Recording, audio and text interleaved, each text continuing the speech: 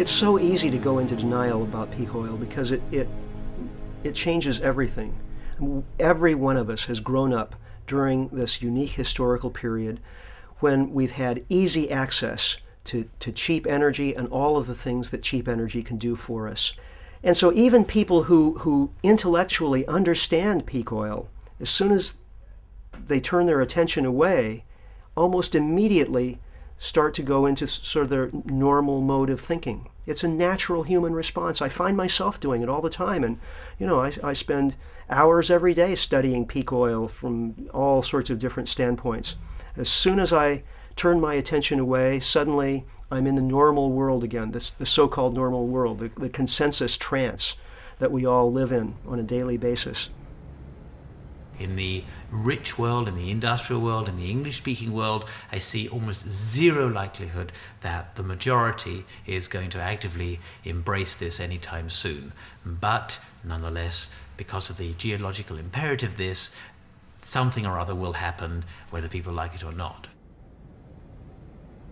We are almost absolutely, totally dependent on oil for all of our activities. First of all, industry, of course, runs on oil. Everyone understands that. Agriculture, modern mechanized agriculture to feed the world, is heavily dependent on oil. If you look at transportation, again, it's obvious cars and planes run on oil, petroleum, gasoline. And of course, military capability. You cannot fight a war, as the Americans know, without oil. So every aspect of human existence is dependent on oil. And when we reach that point, when we get to maximum production, maximum supply capacity relative to demand, that is a very significant point, which many people think, including me, is without precedent in human history. Global oil production will peak. The global economy will be devastated by it. We'll see oil wars. Everything will change as a consequence. And yet people won't be talking about the oil peak. They'll be talking about the unemployment figures. They'll be talking about the high price of food. They'll be talking about the fact that you can't get on an airliner and travel anymore because all of the airline industry has collapsed. There are only a few carriers still in business and the tickets are astronomically expensive. They'll be talking about the latest war or terrorist incident. And they will have completely lost sight of the one event that caused all of those effects.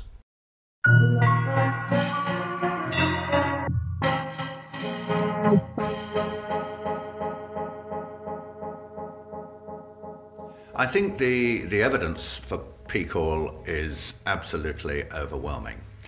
First of all, we're discovering less and less new oil fields. Virtually 4/5 of the oil that we're now consuming comes from fields discovered before 1970.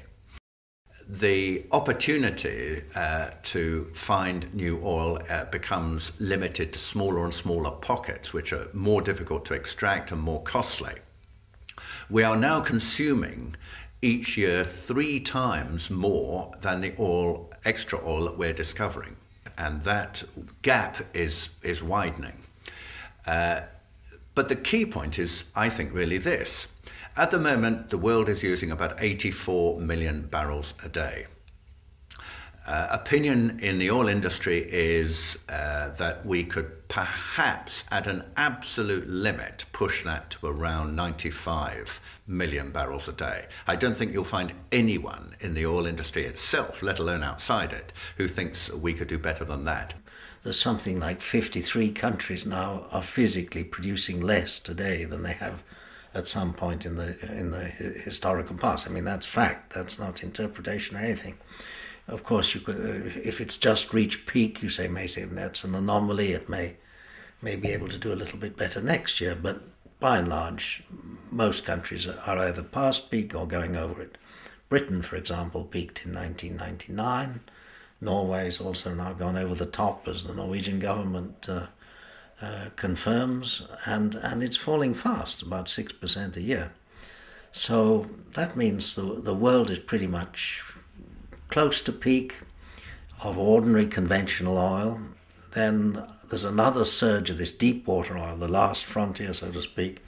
There's a little surge of that coming in probably. And then, of course, there's the heavy oils of Canada and Venezuela that come in as a huge resource. There's no shortage of it, but the extraction rate is extremely slow and expensive.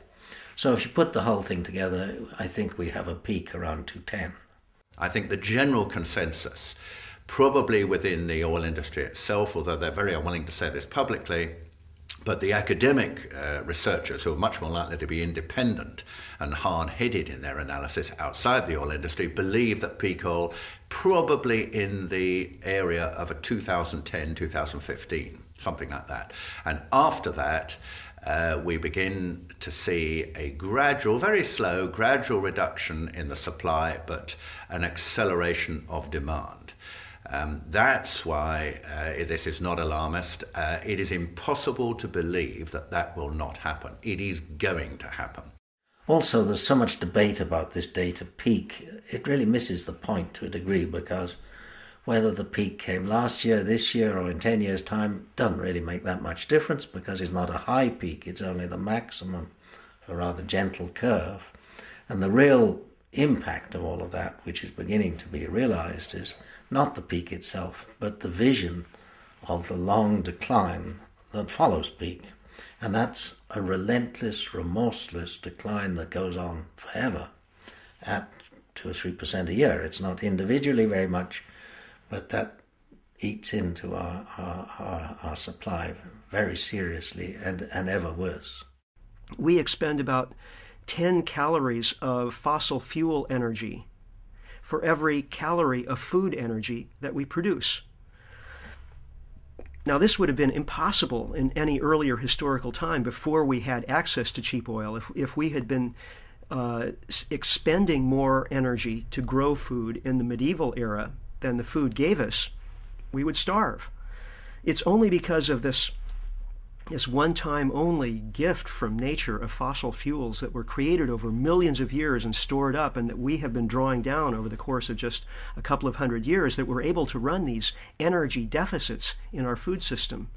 So we're enormously exposed in that area, and peak oil could in fact mean widespread hunger and even famine on a global scale if we don't prepare for it and begin to transform our global food system to one that is not so dependent on fossil fuels.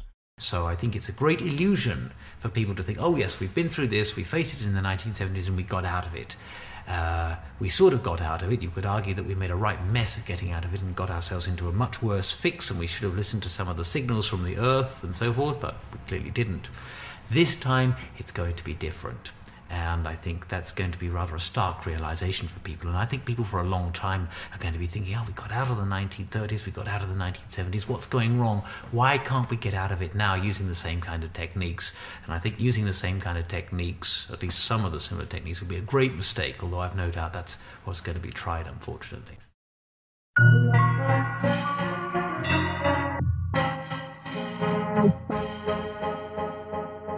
There's a very strong relationship between economic growth and energy growth, particularly between growth of electricity demand and also of oil demand. And one of the reasons is that as the economy grows, we nearly always transport more stuff. People drive to more places, they fly to more places, more tourism, more everything. More food comes from far distant places. We're basically moving more molecules faster to more places in greater quantity. And all of this moving of molecules takes a great deal of energy, and most of that energy is oil. And this is where peak oil comes in, because the implication of peak oil is that oil prices are going to become more volatile, and that the average price of oil is going to remain structurally higher than it has in decades. And if that happens, then the economic value securing this American debt structure has got to be valued downwards by some factor. Let's call it X. And factor X is the thing that threatens the United States most. What happens if, especially your key energy feedstock, which is oil, what happens if that goes into decline? And it seems to many of us analyzing this that it's unavoidable, the conclusion is unavoidable, that economic contraction will be the result of this. I've not seen any convincing evidence that will not be so. The economy is really kept afloat by the confidence of investors and consumers that economic growth is going to continue. If there's a widespread perception that the economy is going to contract, people will stop taking out new loans. People will stop buying new houses. Investors will stop investing. And the consequence of that is that the economy will begin to shrink. If the economy is not continually growing, that means new loans aren't being taken out, and new loans are the means by which the money supply expands. Money is created through the making of loans. So if more money isn't being created, that means that not enough money will exist to pay back existing loans at interest. That means there will be foreclosures, and when that happens, money effectively starts to disappear from the economy. The decline itself is not really a serious crisis, but as the financial community wakes up that the growth is no longer possible, and this decline has not only started, but it's going on, it's not just a little downturn, it's a beginning of a new age, that this could cause quite a shock. I mean, it could cause resource wars for people to try and get access to what is left. It could, I think personally, it probably heralds the second Great Depression, that somehow they've got to wipe out just mountains of capital. Irrespective of the peak itself, I think there'll be such a gap between the available supply and the desire, if you like, the demand, that it'll already cause huge trouble. Now that may coincide with the peak and that may not. So that will be a very interesting period of time to look at in terms of public reaction.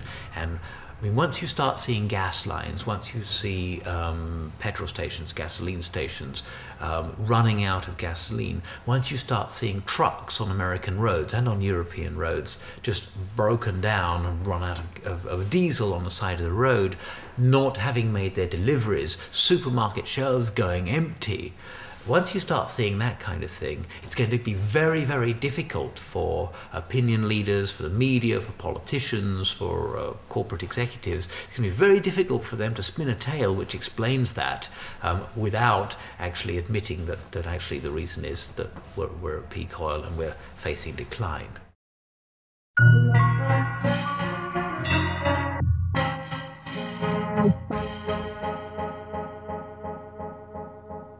Not that they don't know. I mean, governments are extremely well briefed.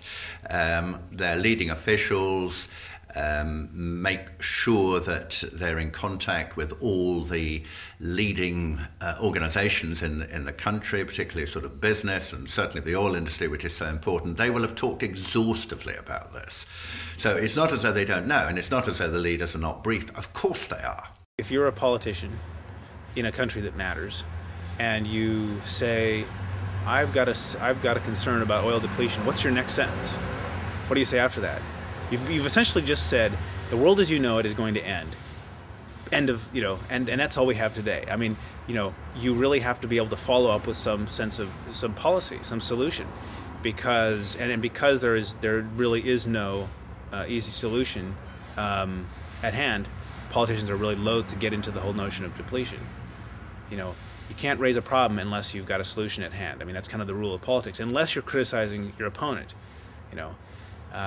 and so no one really wants to raise the notion of depletion.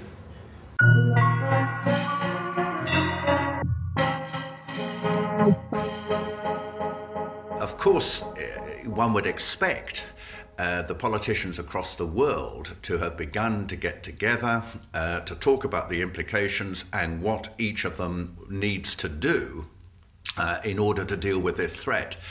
I suspect the reason that doesn't happen is because the United States, the far and away the most powerful country of the world, has decided that it doesn't want to convene an international conference to discuss how it's going to be shared out. What they have decided to do pretty clearly from invading Iraq and trying to control oil from the Caspian Basin, which is the second largest repository of oil that is left in the world, is to try and monopolize for themselves the supply of this oil, because oil is power. Without cheap oil, the American empire would never have come about. Certainly as in anything like the form that we know it. Cheap oil has been absolutely critical to the construction of the political economy that is the United States today. And if you remove cheap oil, then that political economy has to change profoundly. The mainstream media, I think, have done an abysmal job of reporting on the events of 9/11, on peak oil, and other things that really impact our lives. I mean, the average person knows much more about the personal habits of Brad Pitt than they know about peak oil and what's going to affect their life in the near future. I mean, if they don't have food to eat, if they don't have a job, that's something they need to know about beforehand. That's something they need to prepare for. And peak oil is the event of our lifetimes. It's going to dwarf anything that any of us has experienced in our lives up to this point. And yet we're told virtually nothing about it. Same thing with 9/11. I mean, here was the great political event, so-called terrorist event of our lifetimes. The world has changed profoundly as a result of it. And yet there's absolutely no real investigative reporting about it in the mainstream media.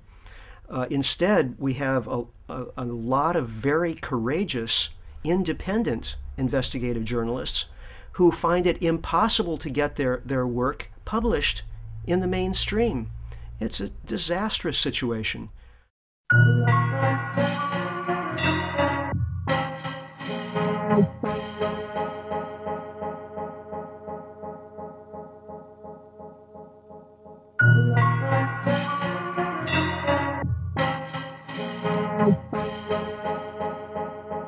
I personally believe that there is a deep relationship between the events of 9/11 and peak oil, but it's not something I can prove. There's a lot of circumstantial bits and pieces that when you add them up together paint a pretty persuasive picture, I think. The CIA's been studying the phenomenon of oil peaks since the 1970s. And Dick Cheney, former CEO of Halliburton, the world's foremost oil services company, has talked about the difficulty that the oil industry will have in meeting demand by the end of the first decade of the 21st century. Now, what happened after 9/11? Well, of course, the U.S. invaded Afghanistan and used that occasion to build military bases throughout the region of Central Asia, which is the new oil production region. Lots of new oil discoveries there in, coincidentally, 2000 to 2001. And then to invade Iraq, one can't help but see a pattern here. It seems evident to me that 9/11 was in effect a kind of pretext for the U.S. to expand its military hold on the two most important oil-producing regions of the planet. There are a number of elites, number of very influential policy advisors, a lot of people who went on to form part of the administration knew that peak oil was coming. They knew that they would not be able to survive peak oil without having this massive militarization of policy, and thirdly, that they needed to do that on the back of a drastic attack or perception of a threat in relation to the United States, and this is what 9/11 provided. In our work, the fundamental job that we do for people is in understanding what's really going on and trying to understand what is behind events and what is motivating people. That's different from passing judgment on it. We're not trying to make value judgments. We try to eschew value judgments as much as possible, as a matter of fact, in our consulting work. We are very interested in what really happened on 9/11, is the short answer. Well, you have four options to declare 9/11. One is it was a strike out of the blue. Nobody knew anything. It was the first version the American administration told the public. Then they knew a lot, but in different agencies, and the picture was so difficult to put together that they couldn't find out what was happening, what was in the future. And I think it has broken down, but the administration is fighting on this line. The third option is they let it happen. They knew something, or they knew the whole story and let it happen because they could use it in order to bring about war against up to 60 states, as they said later on. And the fourth version is they organized it or were part of organizing it. And the way it happened is so strange, and the unwillingness of the administration to clear up all the environment is so strong that I've finally come to the belief that it must be a steered operation, covert operation.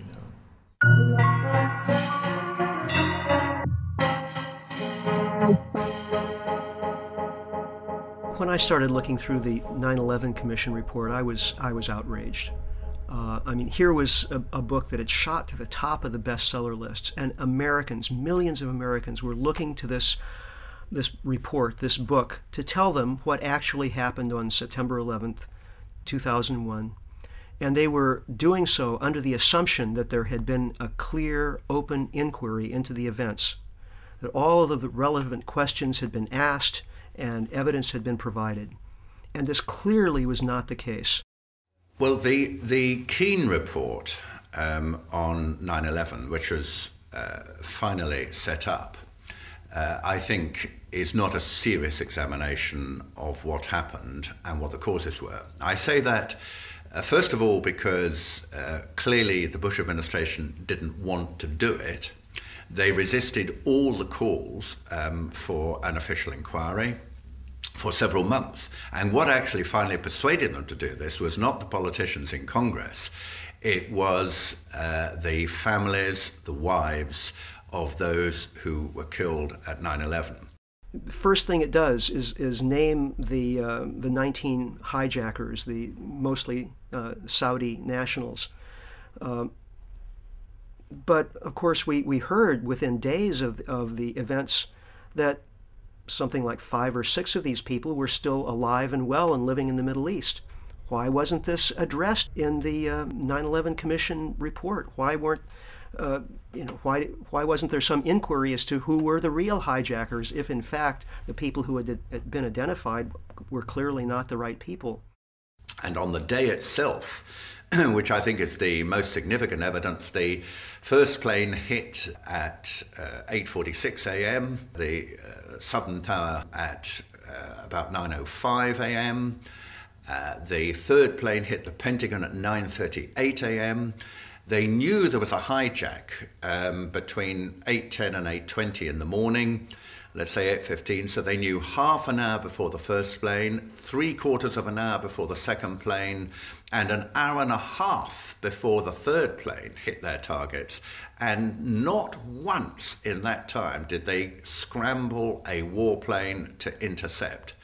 Now that is just staggering. When first of all they had Andrews Air Base, which is 10 miles west of Washington, with F-16s with a top speed of 1,500 miles an hour, they could have been over the scene within a minute or two. Why were none of them scrambled?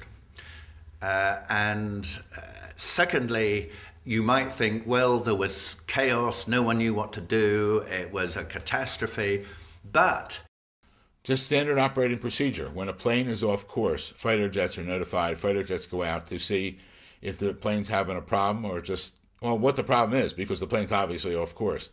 And for the year before 9/11-01, fighter jets were called out on 67 occasions. So the question is, when we knew of at least 4 planes were off course, and there's words that it was even up to 11. But where were the fighter jets? They weren't there. Now, from our research, which people wouldn't know, we've now found out that there were 15 exercises going on that day involving all the fighter jets in the northeastern portion of the United States. What are the odds of that occurring? Like 0? I mean, or 100%. I mean, 100% they couldn't occur without a fix being in.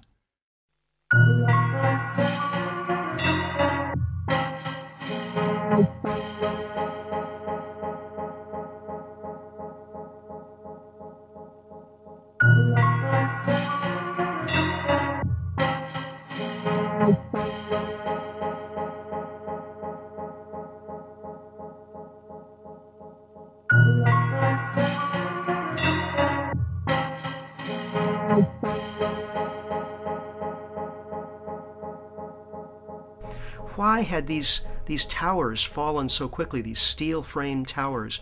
No steel-framed buildings had ever collapsed before because of fire. Why wasn't there a proper inquiry? I think something like $600,000 was spent to investigate why the Twin Towers collapsed. Meanwhile, something like $52 million were spent to investigate whether Bill Clinton had had an affair. This is absurd. There's been many fires in many buildings before and even after. And I think in Philadelphia, Pennsylvania, where I'm from, right outside of Philadelphia, there was the Meridian building fire and smoke throughout the building. Several firemen were killed in that fire. Building didn't fall down. Buildings don't fall down, never did before, never did after.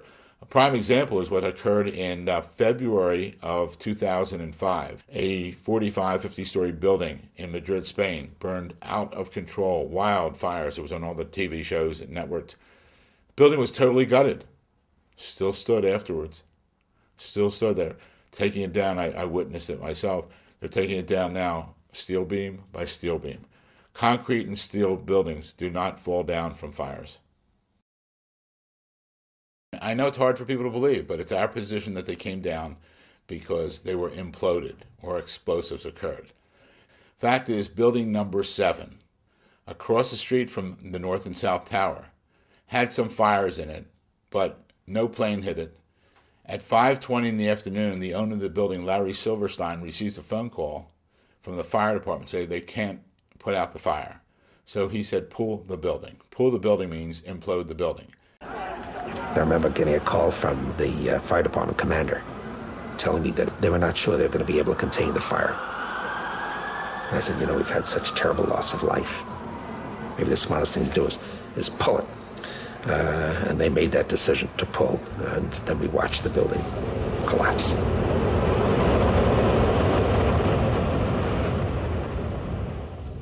And it came down in its own footprint.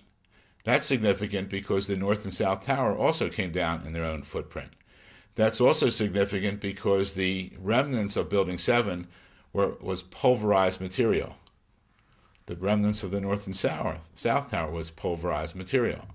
In the basement of Building 7, they found molten steel at 1,500 degrees. In the basement of the North and South Tower, they found molten steel at 1,500 degrees. 1 and 1 still equal 2 as far as I'm concerned. And that's a fact that people can take a look at. When thermite is used to cut steel, it leaves behind molten iron. And 2 scientists, engineers who were at the World Trade Center in the weeks after 9/11 reported seeing massive amounts of molten iron. And I found out that there was pools of molten steel found in the basement of the World Trade Center when they finally scraped down to that level. So that indicates that temperatures of a very high degree were reached through the use of thermite. Now what happened is that the steel was taken, and the federal government oversaw this. There were 4 companies involved in the cleanup. They took the steel to a dump on Staten Island, and then it was promptly cut up and sent to places like Korea, China, and India, where it was promptly melted down. This is the largest destruction of evidence from a crime scene in history. I don't know how many people within governments have second thoughts. I think the Secret Services know quite well. And they have the professionals finding out that this can't happen like the American administration is telling the public. There are experts around which would agree with dissent. But to put it up and to bring it into the operational level for governments, it's very difficult because the American administration is fighting like hell against anybody who is doubting about their version of things. One can see the story just being massaged to where it's consistent with itself, not necessarily consistent with the facts or with previous testimony, but so that it's internally consistent, so that it becomes the new myth that Americans and the rest of the people around the world presumably believe about 9/11. In fact, we still do not know what happened that day.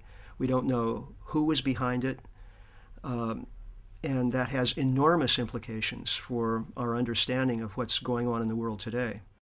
The use of conspiracy theory as a derogatory, as an epithet almost, is something that propagandists have perfected over the decades, and it's a useful tool for eliminating articulate dissent and other points of view and information that might be inconvenient for a policy agenda.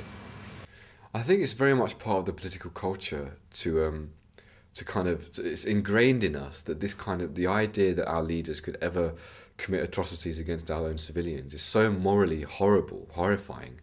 We just can't believe it. And I think that this really goes back to the way our culture has developed over the years. The idea that Western civilization has ingrained in it certain moral categories that prevent us from doing any certain kinds of acts. People don't want to believe it occurred, but we have to go back in history. People in Germany didn't believe what was taking place in the 1930s and 1940s. Jewish people did not believe what was taking place throughout Europe. People in the United States didn't want to accept what was taking place back then. So we should look back in history and realize that events like this have taken place, and we better put up our safeguards now before it's too late.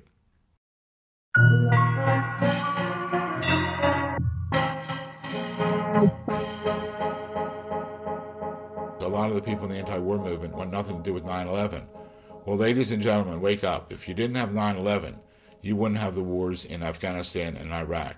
I think the main aim of the Bush administration is broken down or written down in the project of a new American century. They say we have to fight against at least 60 states harboring terrorism, mostly in the near where oil is situated or gas. In order to bring the support for this war, this is necessary to have this international new terrorism. Most of the planning for the war on terror preceded 9/11, and you can really see the extent to which there was a desperation on the part of government leaders in the West, not just in the United States, as regards the impending crisis posed by peak oil. There are a number of studies which show that they have been aware of the peak oil crisis for a while. So the idea was that American foreign policy would be reinvigorated with energy policy, and the two would be combined. And it mentions the Middle East, it mentions the Persian Gulf, and it mentions Iraq. This is very much not so much a war against terrorism.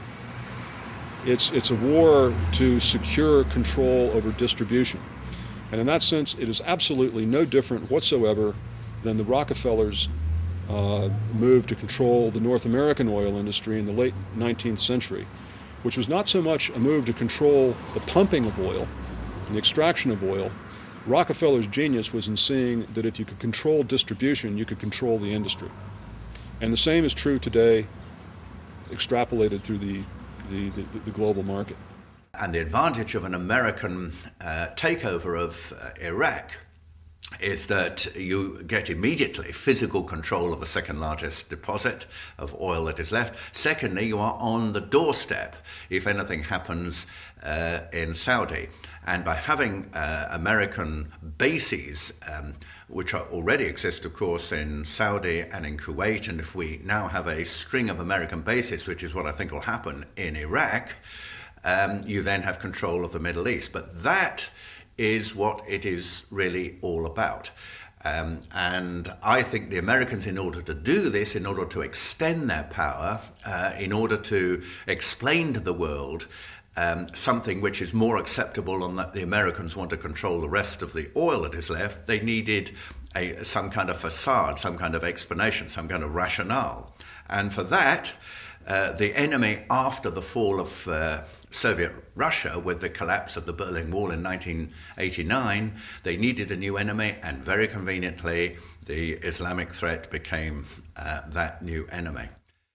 But the question we have to ask is, stepping back, how far have those people either been funded or trained by the CIA and MI6 in the past or even now?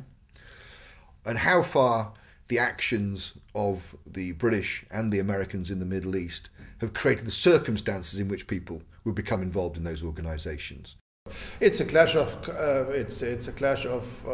civilization. This is the theme which has been brought up in the beginning of the 90s. Sam Huntington told us we have to have new enemies. We have otherwise Western societies will not be able to lead. So you see this idea behind all this. And I don't believe in Osama bin Laden. I don't believe in Al Qaeda. I think it's all brought up by continuous faking of intelligence and propaganda. So the notion of a U.S. war on terrorism is simply a fraud. There is no war on terrorism. The Anglo-Americans are backing terrorists exactly when and where it suits them, from Chechnya to Cuba to other points around the world. The bulk of my research in my book, The War and Truth, concerns the role of Al-Qaeda as an instrument of Western covert operations. And this really does, for me, fundamentally undermine the entire concept of the war on terror, the entire view that they've given us of 9/11 and what happened. Because if Al-Qaeda is an instrument of covert operations rather than an enemy of the West, then there is no war on terror. And this is really the crux of the issue. This is a typical British strategy. You've got to know the name of Brigadier General Sir Frank Kitson. He was the British operations officer in Kenya at the time of the Mau Mau. And what Kitson saw, which has been known to commanders for centuries, millennia, if you've got an underground nationalist organization and you want to discredit them, you create your own parallel underground nationalist organization. You send them out, it's got to have the same name, it's got to have a false flag. You send them out, have it commit tremendous atrocities.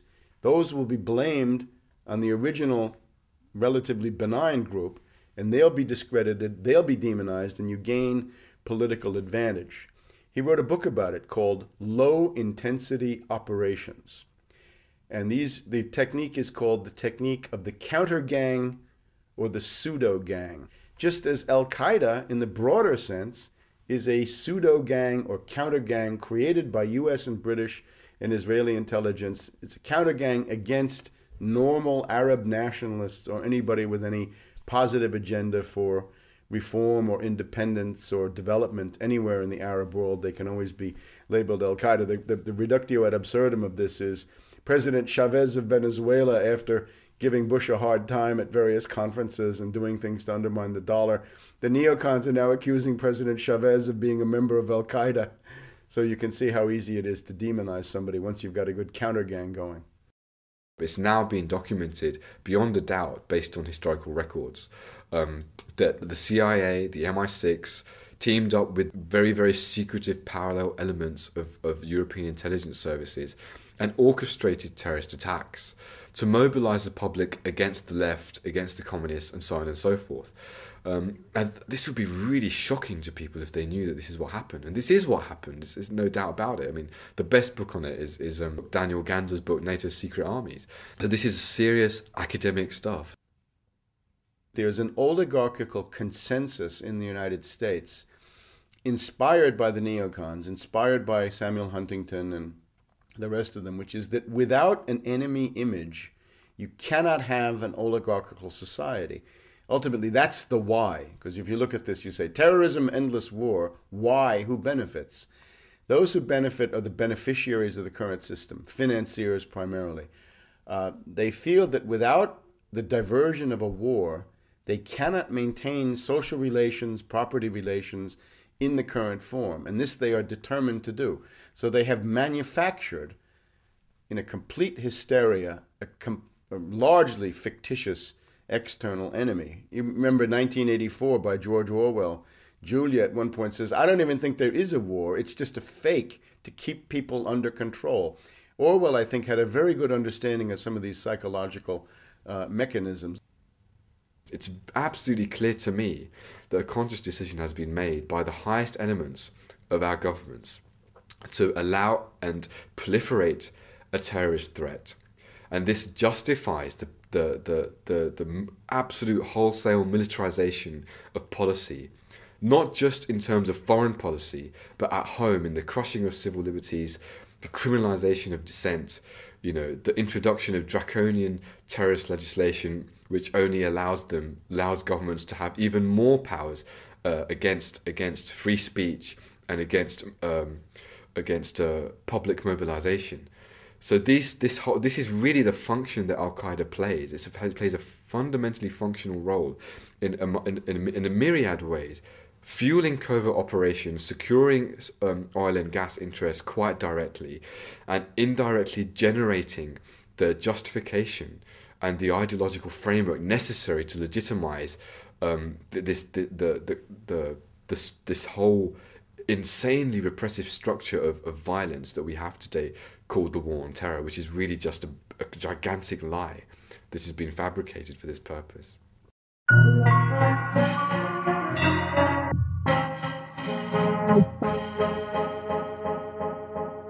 When the economic impacts of peak oil take hold, there's going to be very high unemployment.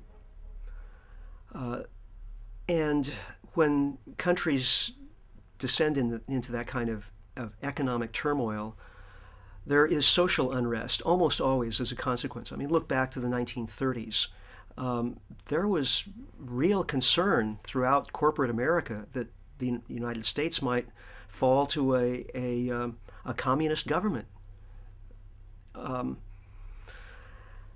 Now, I think in the U.S., following peak oil, there likewise will probably be considerable social unrest.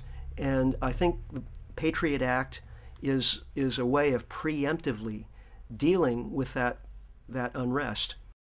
This is a pattern that goes back many, many, many decades.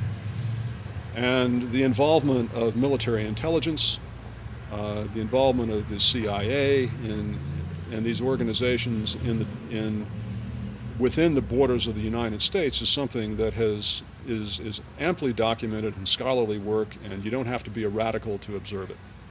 The U.S. leaders are putting in place an infrastructure whereby they will be able to deal with that unrest and at the same time channel it towards scapegoats on the other side of the world. I'm sure that we'll be told that the reason we don't have enough oil is that there are evil people somewhere who are keeping it from us, who have perhaps attacked oil rigs or sunk tankers or battleships in the Persian Gulf or something like that. And therefore, we just have to go over there and deal with that problem. And once we've done that, of course, the American way of life can continue as it was before. Of course, that's a lie. The American way of life is effectively finished. It can't continue past the time of peak oil. Everything must change to adapt to the reality of a much lower energy world. But that's not the kind of message that Americans are going to want to hear. And so I think that there's a very high possibility of the United States becoming a kind of fascistic sort of regime. And I desperately hate to see that happen. But if one just looks at the signs on the horizon, they all point in that direction. Now, obviously, we're not at the route. We're not as far down that route towards dictatorship as the Nazis were. But we are going, I used to say we're going slowly towards it. We're not now. We're going rapidly towards it. So the reason we have to stand up and convince people that 9/11 was in fact an inside job was to stop that kind of Nazification taking place, particularly in Britain and America. And the time to do it is not to think about it and worry about it and think, well, I might be convinced by this if I read a bit more in a few years' time. The time to do it is now. Don't give them the benefit of the doubt, because if we don't do it now, in 4 or 5 years' time, the apparatus of democracy will not be there for us to change our circumstances. So it's really either now or never. When you see Bush defend his Iraq policy, you will see that he does not use Iraq arguments in terms of closing the deal. When it comes to the heart of the matter, he uses 9/11 arguments. If he's asked, why did 2,000 people have to die in Iraq for no reason? The answer is 9/11, the lessons of 9/11. I know it's hard, but these are the lessons of 9/11. With that kind of demagogy, he's able to keep a hard core of 30 to 35% of the American public.